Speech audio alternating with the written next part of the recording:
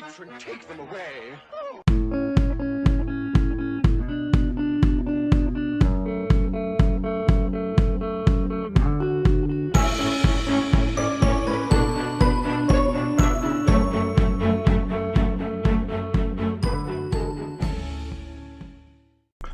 And a warm welcome to Morning Watch on this fine morning, 28th of September.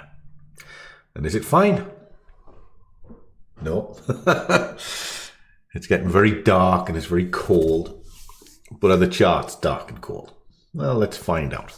Because what we're going to do in these little videos, if you haven't been here before, is we're going to look at the economic news, see when the major spikes and turning points are of the market, and we'll give you a bit of a heads up. And the times that I talk about are UK times, so please be aware of that. And then I'm also going to look at the strengths of the currency pairs to see which is the strongest and weakest to hopefully help you with a watch list. Now, these videos are made every morning for the Scruffy Squad, and for them to become public, it's done on kind of a rewards basis. And the numbers are pushing up a little bit, and we're looking for 100 likes, and then the next one will be public. Happy days. So with that said, let's flick it over and we'll have a quick look. But we'll start with the economic news, and then I'll come back to this sheet. Or at least we will do when it decides to flick up. There we go.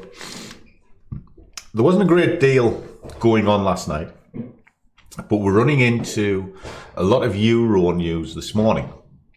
Now, this could be a precursor to what the sheet is showing, and you'll see that in just a second.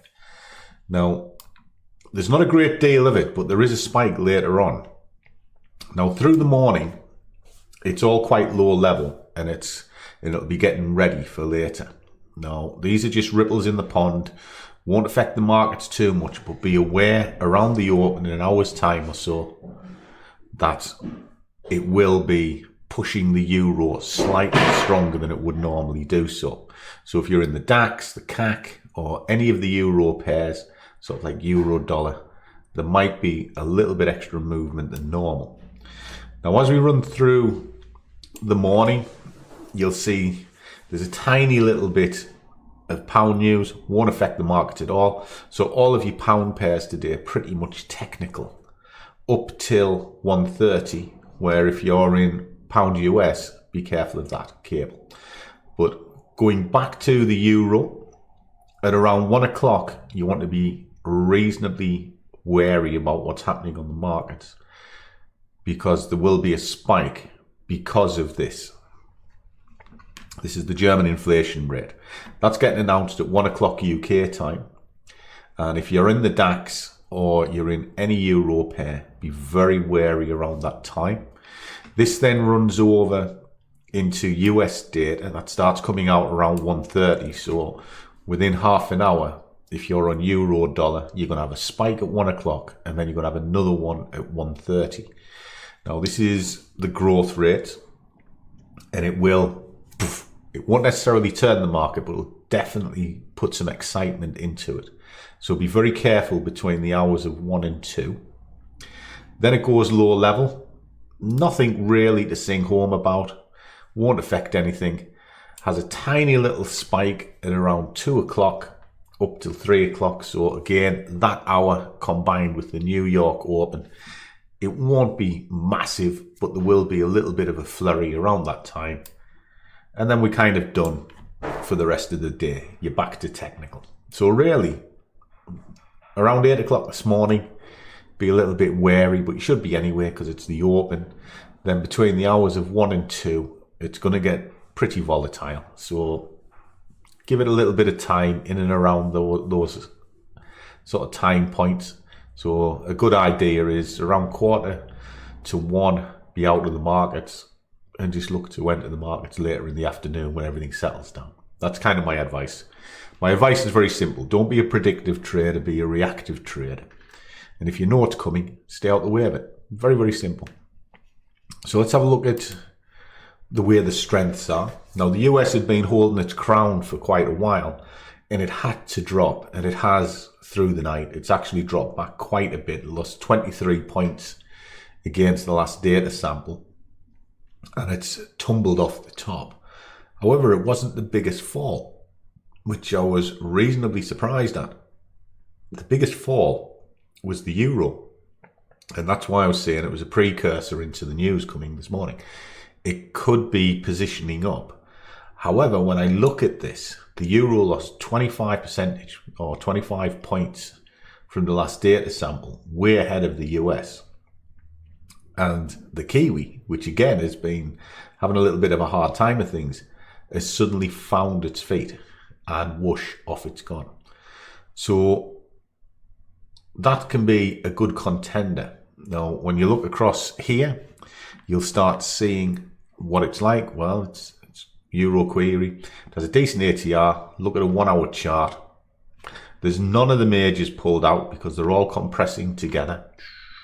And it's also the end of the week coming on the end of the month. So it doesn't surprise me that all of them are slowed down somewhat. So what we're going to do is I'm going to look at that, see what there is. Let me just fire up a chart. Here it is here.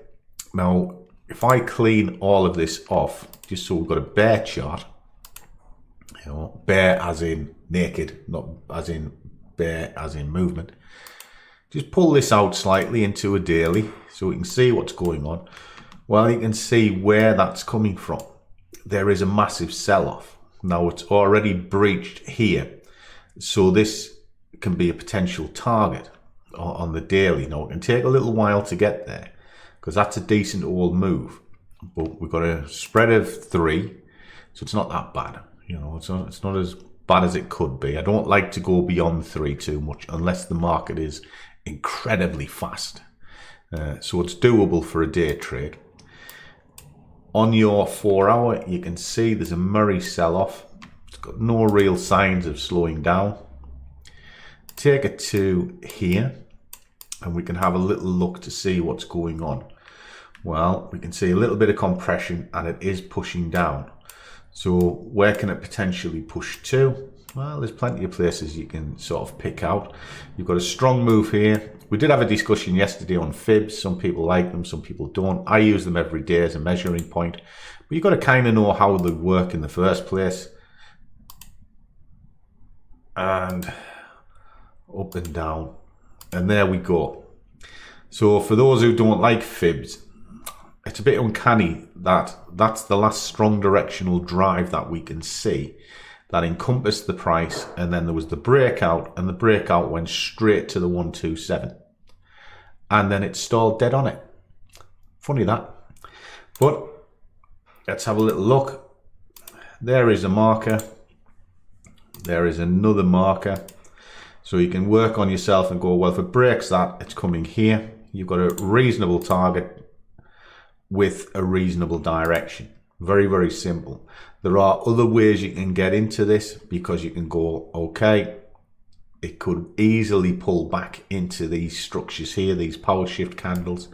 For those of you who don't understand what a power shift candle is, it's just an overextended candle. It's a candle that's bigger than the others, and it just means there was a shift in a single direction. That's all that means.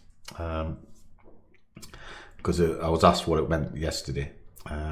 But that's all they are. They're just power shift candles or big candles, whatever you want to call them. This could easily pull back into these and then sell back down again. But for me, I would be looking probably to sell this market. Okay. So I hope that helps. Do hit the like button. Makes this public tomorrow. If you enjoyed the content, hit the subscribe button, and you see all sorts in the channel. These videos are normally quick and punchy. In some of the others, I get right out of my box because I've got a horrible sense of humour. And a lot of the time, you just see me trading in the moment.